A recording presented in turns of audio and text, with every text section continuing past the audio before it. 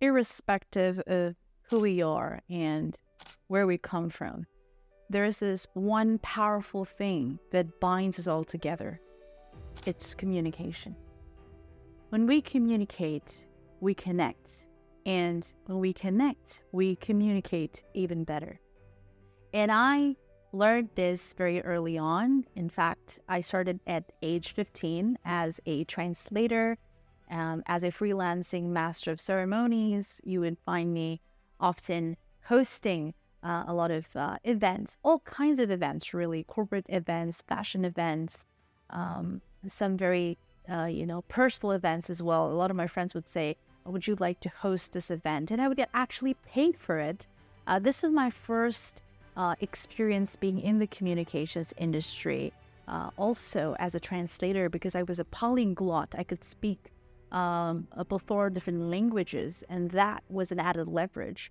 Starting young, by the way, is a great advantage, because when you have this cumulative experience spanning over a decade, for me, it's going to be almost a decade, more than a decade now in this industry. And everything that I have experienced in terms of, gathering that real world experience in this industry has been incredible. Because I could speak multiple languages, I received this wonderful opportunity to work in close association with His Holiness the 14th Dalai Lama as a translation compeer. I was a translation compeer for, political events. And it was a great experience because just being in close association with His Holiness is such a big deal. It is a true blessing, and I consider that to be my greatest highlight, the highlight of my career. Because of language, because I was able to communicate in so many different languages, it kind of paved way for me to meet people from diverse cultures, not only for prominent figures within the Tibetan community, but also for notable personalities outside of the Tibetan community. And that led me to other avenues. One opportunity led to another. Working with representatives, government officials, and some really powerful people, I would often travel with them. I would travel with them to attend press conferences. I would sit beside them as a translator, and I would observe how they're communicating, how they're interacting with the media, how they're handling the press. Media training intrigued me. And so I tried to really understand, because I was on field doing it, interacting with the press. Whatever the representative would say in English, I would translate that in the local language, in the regional language, and I would interact with the press. And sometimes the press would pose challenging questions.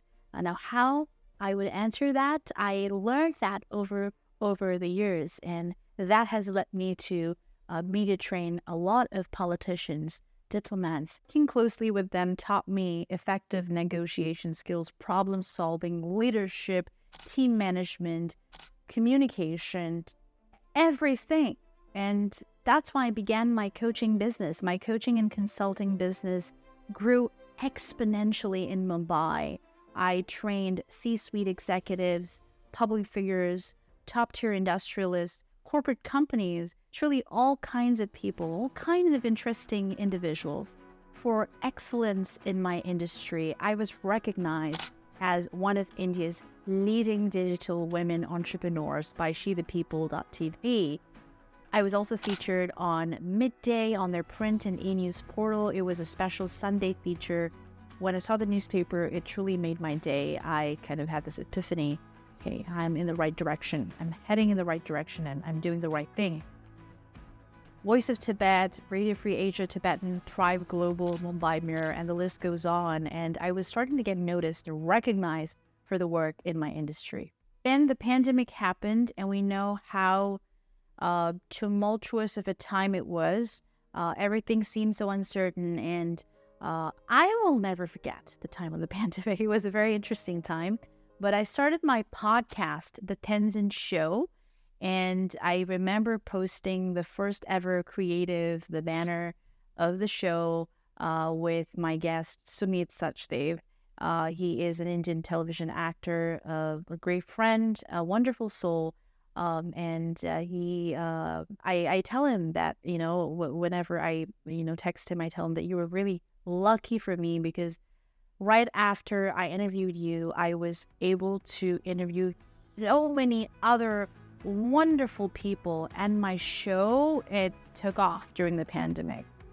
I started interviewing Bollywood celebrities, Hollywood celebrities, scientists, researchers, entrepreneurs, industrialists, authors, public speakers, social workers, all kinds of people that I thought I would probably have never interviewed had the pandemic never happened.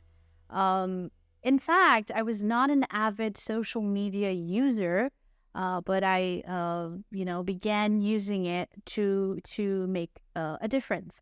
And the outpouring of love that I received for the podcast, people from around the world, listeners and viewers from around the world tuned in and supported the podcast. I would receive this, I would receive fan emails from Brazil, sometimes even from Japan or from some other countries, saying that we love your podcast. So truly, content has no barriers, and the Tenzin Show has been an incredible experience. Soon after that, I had the opportunity of working, in partnership with Hindustan Times Smartcast.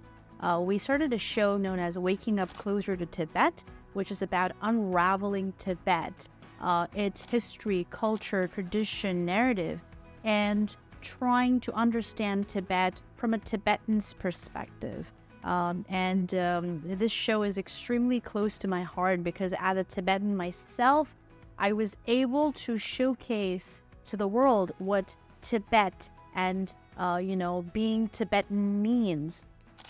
I had the privilege of interviewing His Holiness the 14th Dalai Lama on the show, Geshe Tubden Jimpa, and so many other, wonderful, personalities, whether it is the president of our Tibetan government, Tibetan administration, His Excellency Pempa Tsering, or just some really amazing figures within our community or outside of our community who have researched about Tibet, who know Tibet in their own unique ways. And again, that podcast also received enormous amounts of love.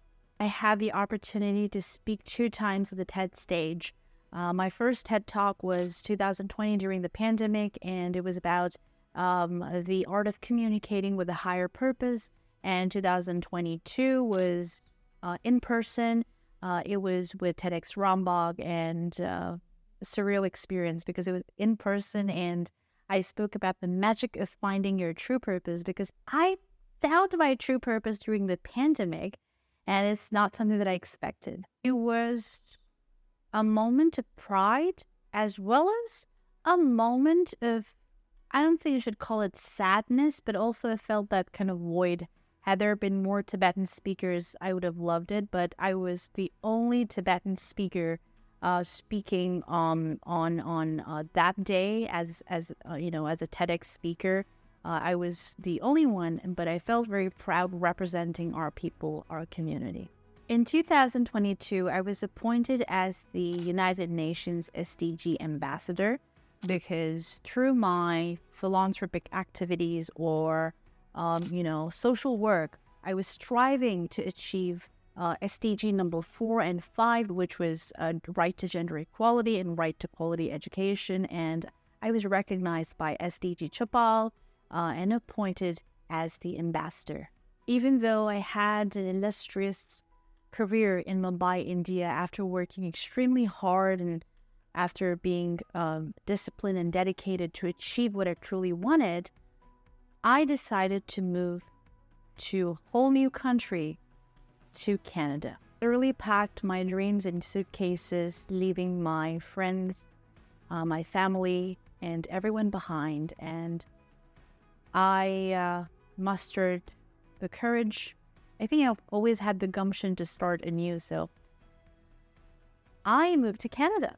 When you move to another country, there are always a set of challenges that you might have to face.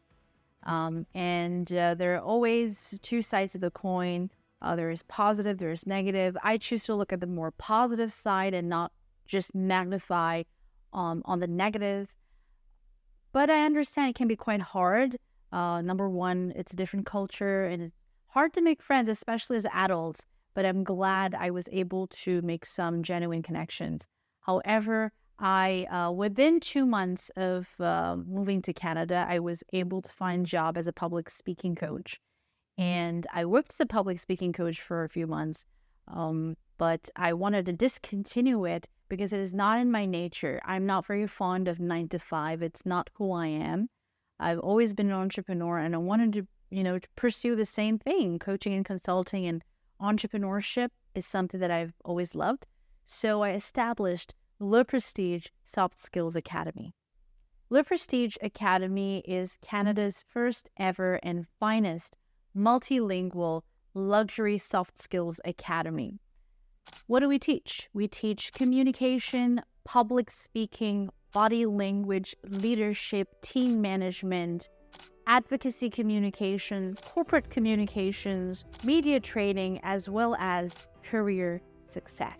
The trainings are not just offered in English, but they're also offered in Tibetan, Hindi, and in so many other languages, because soft skills are for everyone. Usually when we speak of soft skills training, it is given in English. It is taught in the English language. But what about those who do not speak English or who do not understand or are not so comfortable with the language? Don't they have the right to learn? Don't they deserve to learn these soft skills? So we wanted to do something different with this academy, offer a unique and fresh perspective on how soft skills education can be imported. Even the way we teach is so different from other soft skills academies. We believe in enacting real life scenarios, creating real life scenarios so that you can implement what you learn in theory. It is an extremely emotionally satiating work that I do, because every time I train professionals, corporate companies, organizations, politicians, people from all backgrounds, it is emotionally rewarding. I feel that if I'm able to change someone's lives or add value in some way and help them flourish in their career, this is what I love to do.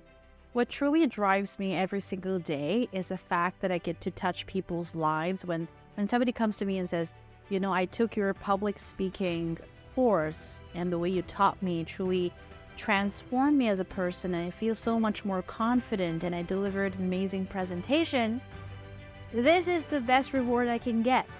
I absolutely love what I'm doing.